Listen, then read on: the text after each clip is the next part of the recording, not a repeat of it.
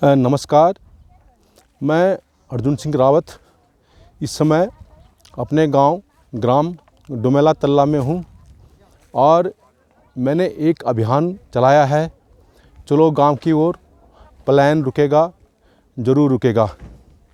इसके अंतर्गत मैं लोगों से अपील कर रहा हूं कि वे गांव की तरफ भी ध्यान दें। आज मैं आपको अपने गांव की महिला ग्रुप को मिला रहा हूं, जो कि सेल्फ हेल्प ग्रुप बना रखा उन्होंने, और ये 5 ग्रुप में बना रखा है। और इन 5 ग्रुपों को टास्क दे रखा है कि वे इस सीज़न में अदरक लगाएंगे। ये आप देख रहे हैं, ये मैं जिस खेत में हूँ, इस खेत में अभी ये अदरक की बुआई हुई थी। अब अदरक को निकाल रहे हैं इस बड़े से खेत में। और इस खेत में जो महिलाएं हैं, ये 5-7 महिलाएं हैं। ये 2 दिन से यहाँ पर काम कर रहे हैं और उन्होंने यहाँ पर ये इतना अदरक निकाला है। ये हल्दी निकाली है और हल्दी के अलावा अन्य ग्रुप को अदरक का भी काम दे रखा है। और इस हल्दी को ये या तो अपने इस्तेमाल करेंगे या मार्केट में बेचेंगे। यदि हमें यहाँ पर पलायन को रोकना है तो हमें यहाँ पर हल्दी, चाहे अदरक है, इस तरह का प्रोडक्ट को प्रोत्साहन देना पड़ेगा। इनको बंदर भी नहीं खाते हैं, लंगूर नहीं खाते हैं और यह बहुत कीमती हैं। ये हमारे गांव की महिलाएं हैं। रिश्ते में कोई हमारी चाची लगती हैं, कोई बहन लगती है, कोई बहू लगती हैं, सब हमारे गांव के हैं और अपनी मेहनत करके यहाँ पे गुजारा कर रहे हैं। यदि इनकी इनकम लगभग महीने में 5,000 भी की जाए तो ये गांव छोड़ करके नहीं जाएंगे। हाँ, ये हल्दी का बढ़ लिया आप? अच्छा।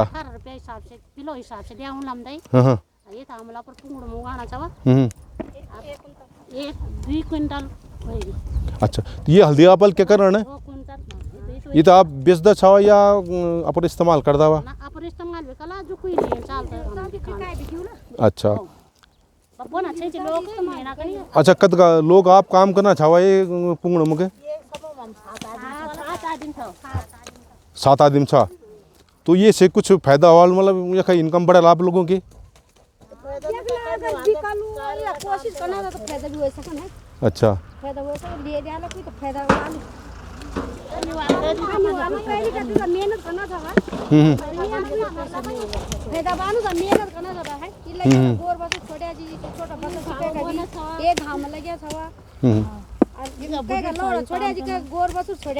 अच्छा, तो ये जो हमारे पुंगड़ा ख्याल से वो क्या कारण से बता सकता आप लोग?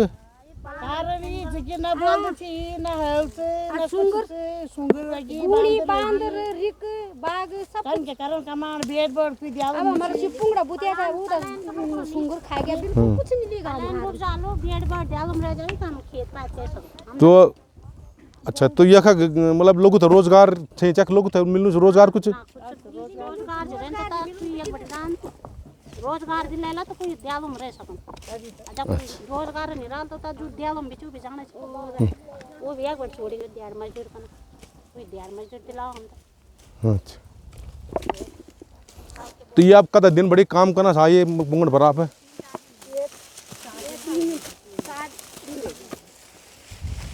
कल दिन 3 दिन होगी। आज एक दिन फिर लागल। तो यहाँ की जो मेन समस्या है वो ये है कि यहाँ के लोगों को रोज़गार नहीं है और जो लोग अभी भी गांव में रुके हुए हैं, अगर उनकी इनकम नहीं बढ़ाई जाएगी तो वो भी गांव को छोड़ के जा सकते हैं। तो मैंने ये जो अभियान चलाया है चलो गांव की ओर, मेरा कहना ये है कि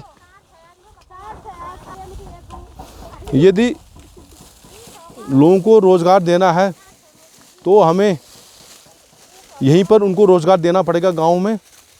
और हमारे युवाओं को, जो लोग शहर में जा कर के 12-12 हाँ गांव में शहर में रह कर के जो 10-10, 15,000 रुपए की नौकरी कर रहे हैं और 15,000 में आपको पता है कि कैसे गुजारा हो सकता है।